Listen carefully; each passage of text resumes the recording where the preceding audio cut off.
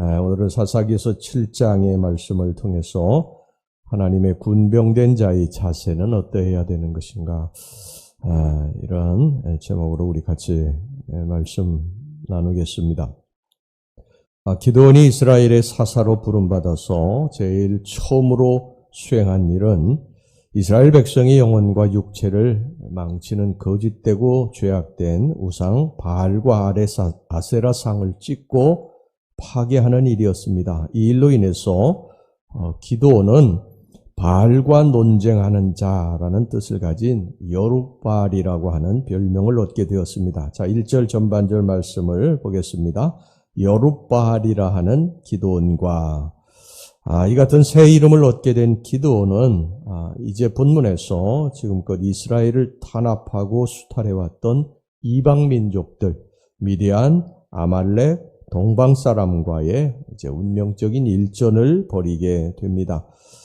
한편 이스라엘을 지금껏 괴롭혀왔던 이방 민족들은 매년 그러했듯이 이번에도 이스라엘을 수탈하기 위해서 전력을 정비하고 기손강 근처에 있는 이스라엘 골짜기에 진을 치고 있었습니다. 그러자 이스라엘의 새로운 사사가 된 기드온은 나팔을 불고 사자를 보내서 백성들을 모은 후에 하롯셈 곁에 진을 쳤습니다. 자, 1절 말씀 보겠습니다. 여룻바알이라 하는 기드온과 그를 따르는 모든 백성이 일찍 일어나 하롯셈 곁에 진을 쳤고 미디안의 진영은 그들의 북쪽이요 모레산 앞 골짜기에 있었더라. 자, 이 같은 이 대치 상황에서 하나님께서는 한 가지 특이한 지시를 이스라엘에게 내리셨습니다. 즉 이스라엘의 32,000명의 군사들이 너무 많으니까 그 숫자를 줄이라는 것입니다. 자, 2절 말씀입니다. 여호와께서 기드온에게 이르시되 너를 따르는 백성이 너무 많은즉 내가 그들의 손에 미디안 사람을 넘겨주지 아니하리니 이는 이스라엘이 나를 거슬려 스스로 자랑하기를 내 손이 나를 구원하였다 할까 함이니라. 그리고 32,000명이 너무 많으니까 이제 300명의 용사들만 데리고 나가서 전투에 임하라고 하나님께서 말씀하셨어요. 7절 말씀입니다. 여호와께서 기드온에게 이르시되 내가 이 물을 핥아먹은 300명으로 너희를 구원하며 미디안을 내 손에 넘겨주리니 남은 백성은 각각 자기의 처소로 돌아갈 것이니라 하시니. 이 참으로 놀랍고 이해하기 힘든 지시가 하나님께로부터 내려졌는데, 그렇다면 하나님께서 왜 이 300명의 용사들만 참전시키셨을까? 32,000명의 군사들이 너무 많다고 다 돌려보내라고 하시고 왜 300명의 용사만을 참전시키셨을까? 그 이유가 뭘까? 오늘 좀 살펴봅니다. 첫째, 그 이유는요, 인간을 의지하지 아니하고 오직 하나님만을 의지하도록 하기 위해서입니다. 이스라엘을 수탈하기 위해서 이스라엘 골짜기에 진을 치고 있던 미디안 또 아말렉 이 동방 사람들의 숫자는 이루 헤아릴 수 없이 많았습니다. 자, 12절 말씀을 보겠습니다. 미디안과 아말렉과 동방의 모든 사람들이 골짜기에 누웠는데 메뚜기의 많은 수와 같고 그들의 낙타의 수가 많아 해변의 모래가 많음 같은지라. 사실 대량 살상 무기가 발달되지 못했던 고대 세계에서는요, 군사의 수가 많고 적음에 따라서 그 전쟁의 승패가 좌우되었던 만큼 많은 숫자의 군사를 거느리는 일은 승리의 관건이었습니다.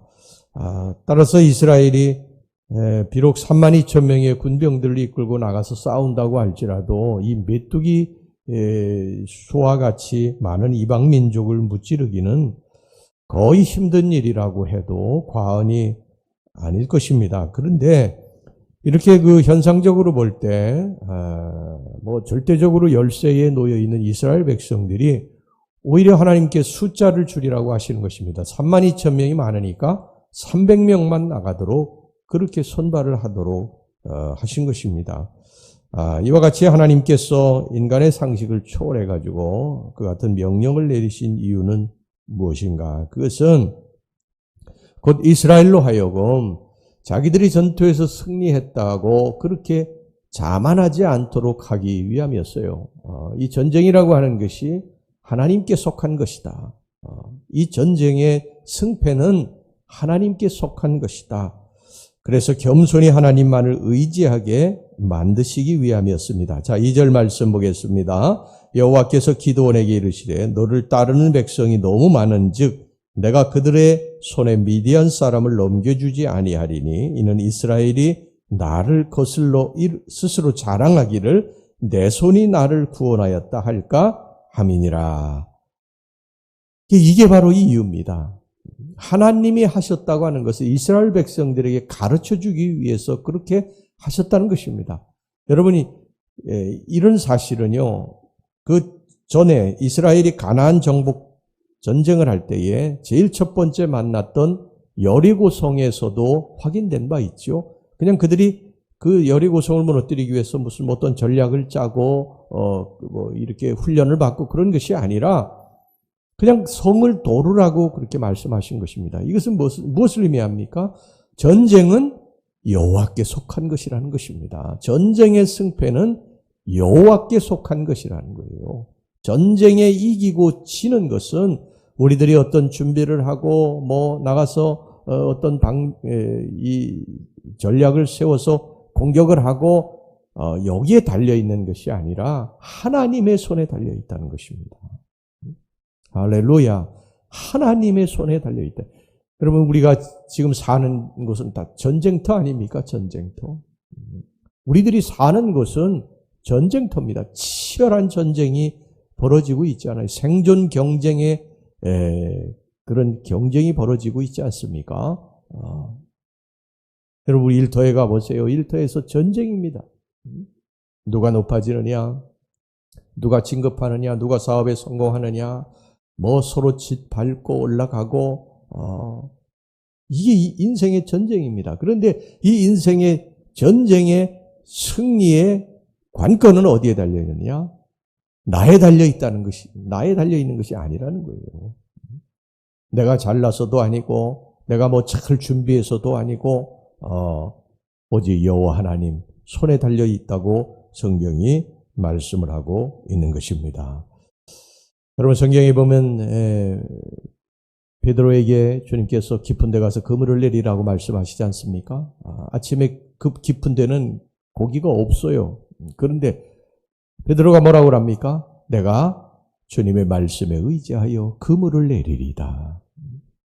자기의 경험으로 보면 아침에 깊은 데 고기가 없는데 내가 말씀에 의지하여 그물을 내리겠다는 거예요. 이거는 자기의 삶의 경험, 지식, 이런 것들 다 내려놓고 여호와 하나님만 의지하겠다는 것입니다. 전쟁의 승패는 내게 달려있는 것이 아닙니다. 내가 하는 것이 아니라 내가 싸움에 나가기는 하지만 이 전쟁의 승패는 관건은 누구에게 달려있다는 것입니까? 여호와 하나님께 달려있다는 것입니다. 하나님이 이기게 하시면 이기는 것이고 하나님이 패하게 하시면 패하는 것이라는 거예요. 여러분, 우리 인생의 전쟁에 나갈 때 그래서 우리 여호와 하나님만을 의지하고 나아가야 될 줄로 믿습니다. 할렐루야. 자, 그 다음에 두 번째, 절대 충성의 자세로 전투에 참여토록 하기 위해서입니다. 자, 6절, 7절 말씀 보겠습니다. 손으로 움켜 입에 대고 핥는 자의 수는 300명이요. 그 외의 백성은 다 무릎을 꿇고 물을 마신지라. 여호와께서 기드온에게 이르시되 내가 이 물을 핥아 먹은 300명으로 너희를 구원하며 미디안을 내 손에 넘겨주리니 남은 백성은 각각 자기의 처소로 돌아갈 것이니라 하시니. 하나님께서 참전을 허용하신 이스라엘의 300명의 용사들을 살펴보면 그들은 다 같이 공통적인 몇 가지 특징을 지닌 것을 보게 됩니다.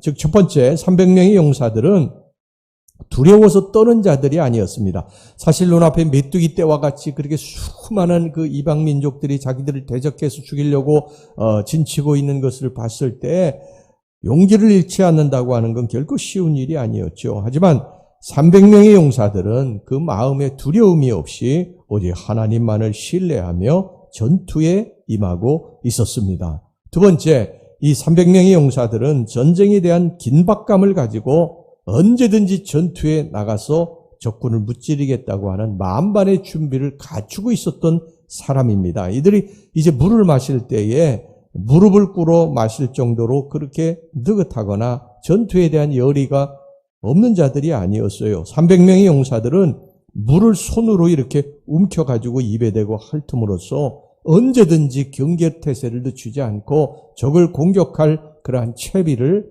갖추고 있었습니다. 그러니까 한시라도 그 전투에 대한 긴장감, 거기에 대한 이 적군의 동태를 한시라도 놓치지 않았던 것입니다.